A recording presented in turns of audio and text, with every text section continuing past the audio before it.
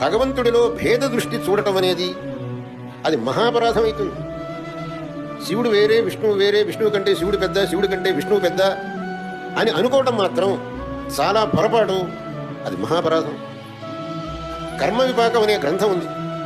ఆ గ్రంథంలో క్రితం జన్మలో ఏ విధమైనటువంటి పాపం చేశారో దాని యొక్క ఫలంగా ఇప్పుడు ఏ విధమైనటువంటి వ్యాధుల్ని అనుభవిస్తారో చెబుతూ దానికి ప్రాయశ్చిత్తం ఇది అని కూడా చెప్పింది. అదే కర్మ విపాకం అనే గ్రంథం.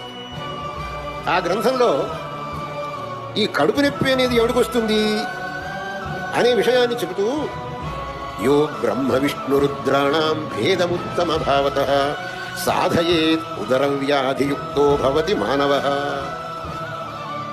ఎవడైతే బ్రహ్మ విష్ణు రుద్రులలో ఈయన ఉత్తముడు, ఈయన ఉత్తముడు కాదు, ఈయన కంటే ఈయన పెద్ద, ఆయన కంటే ఈయన పెద్ద అని వాదిస్తాడో, సాధయేత్.